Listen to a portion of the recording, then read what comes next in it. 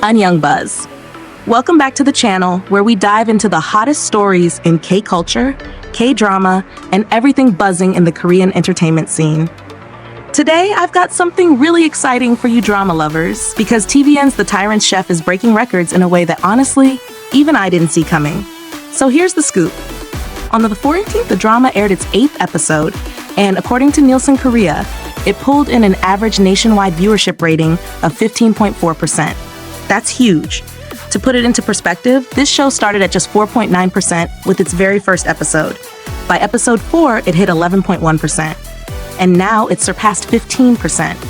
That kind of growth doesn't happen unless the show is doing something seriously right. And let's be real, a lot of dramas peak around 8 to 10%. So crossing the 15% mark? That's entering the elite category. It's no longer just a good drama, it's a cultural conversation piece. People aren't just watching it, they're talking about it, they're sharing clips, and they're even trying to recreate the food. Which makes sense, because this drama isn't just about storytelling, it's about food that literally makes you hungry while you're watching. Now, if you haven't seen it yet, let me give you a taste. Literally. Michelin 3-star chef Yoon Ji-young is behind the table settings, and what they've brought to the screen is just incredible. Think French cuisine blended with traditional Korean dishes. You've got gochujang butter bibimbap, sous vide steak, jechop doenjang soup, doenjang pasta, snowflower schnitzel, black sesame macarons, beef bourguignon. I mean, if that list didn't make your stomach growl, I don't know what will. What I really love about this is how the food becomes more than just a backdrop. It's almost like another character in the story. When you see Im Yoon-ah, who plays the Joseon Dynasty chief steward Yoon Ji-young, going head-to-head with the Ming Dynasty stewardesses, it's not just a cooking competition. It feels like a clash of cultures, philosophies, and even survival.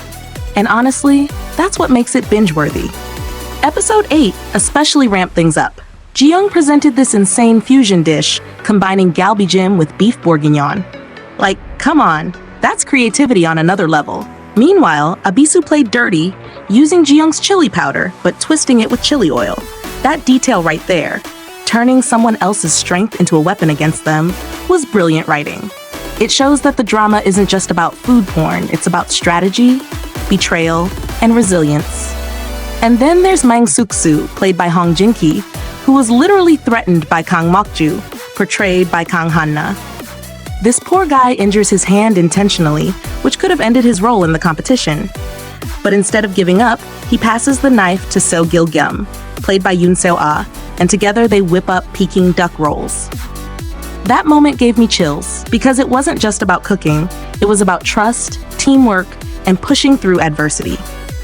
What really hits me is how the Joseon masters keep facing sabotage after sabotage, but they never crumble. They adapt. They help each other. And it almost feels like a metaphor for the drama itself. Starting small, facing challenges, and then growing into something bigger than anyone expected. And guys, I've gotta say, I think one of the reasons this show is resonating so much is because it mixes everything we love in a good K-drama. You've got historical fantasy with the time slip element, you've got palace intrigue, you've got personal stakes, and of course, the absolute beauty of food as art. Plus, having a tyrant king with a flawless palate just adds this extra layer of tension. Because in that world, food isn't just food, it's power. But let me ask you this. If you had the chance to eat one of these dishes from the drama, which one would you go for first? Would you dive into the fusion galbijim bourguignon? Or are you more curious about something like black sesame macarons or the snowflower schnitzel? Personally, I'd go for the galbijim fusion dish because that balance of Korean comfort food with French technique sounds like heaven. But I want to hear from you. Drop your dream dish in the comments, and let's see which one wins in our own little foodie poll. And here's another thought. Do you think dramas that focus heavily on food have an advantage in drawing in audiences? I mean, The Tyrant Chef isn't the first to do this. We've seen cooking play a big role in other dramas too, but this one feels elevated. It's not just casual recipes, it's Michelin-level artistry. I feel like it pulls in both drama fans and food enthusiasts which might explain why it's blowing up the ratings charts. Now, speaking of dramas that are keeping us hooked, let's shift gears to another actor who never fails to impress with his versatility, Oh Jung-se. If you've been following Korean dramas for a while, you know he's one of those actors who can completely disappear into any role. And right now, he's doing it again in the Disney Plus original series North Star. He's playing prosecutor Jun-sang, and what's fascinating is how layered this character is. Jun-sang isn't your typical prosecutor. He's the son of the chairman of Assam Shipping, but instead of being the confident heir, he struggles with a huge inferiority complex toward his older brother, Jun-ik, played by Park Hae-jun. And honestly, that dynamic alone already sets up so much tension. From the very first episodes, Jun-sang has been stealing the spotlight.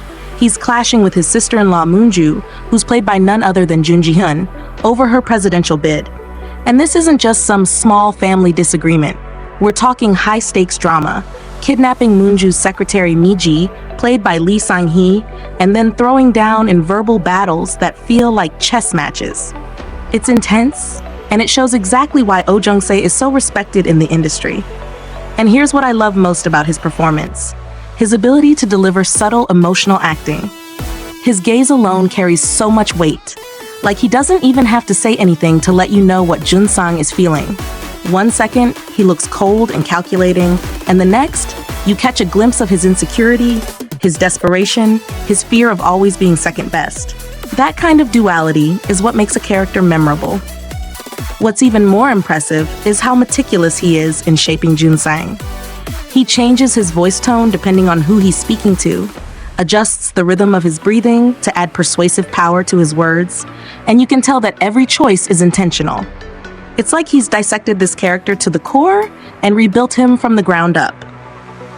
And let's not forget, this is coming right after his chilling performance as Min Joo-young in JTBC's Good Boy, where he played a psychopathic villain. To go from that to this insecure but dangerous prosecutor, that's range. And honestly, I think that's why people admire him so much. He's never typecast. He reinvents himself every time, and each role feels completely different from the last. The contrast between those roles is striking.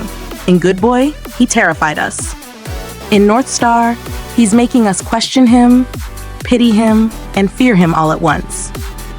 It's a roller coaster of emotions, and that's exactly the kind of performance that keeps audiences glued to their screens. Now, North Star just dropped on the 10th, and episodes 4 and 5 are scheduled for release on the 17th, with new episodes every Wednesday. Which means if you haven't started yet, now is the perfect time to catch up before the story really takes off. And trust me, with the kind of tension they're building already, this series has the potential to become one of the standout dramas of the year. So let me throw this to you guys. What's your favorite Oh Jung-se performance so far? Was it his comedic role in It's Okay to Not Be Okay, his chilling portrayal in Good Boy, or now this layered, conflicted character in North Star? I feel like no matter what role he takes on, he nails it, but I'm curious what stands out most to you. And for those of you who are foodies and drama lovers from our first story about the Tyrant Chef, imagine this. What if we had a crossover episode where the Tyrant King judged dishes made by prosecutor Jun-sang? Can you imagine the chaos? I'd watch that in a heartbeat. But seriously, both of today's stories highlight why K-dramas are dominating right now. Whether it's the innovative storytelling of a food-centered historical fantasy or the character-driven intensity of a political thriller, there's something for everyone. Alright guys, that's all for today's video. Don't forget to share your thoughts in the comments, whether you're drooling over the Tyrant Chef or analyzing every move of Jun-sang in North Star. And as always, if you enjoyed this breakdown, hit that like button, subscribe to the channel, and join the AnnyeongBuzz community for more deep dives into K-culture. Until next time, Annyeong!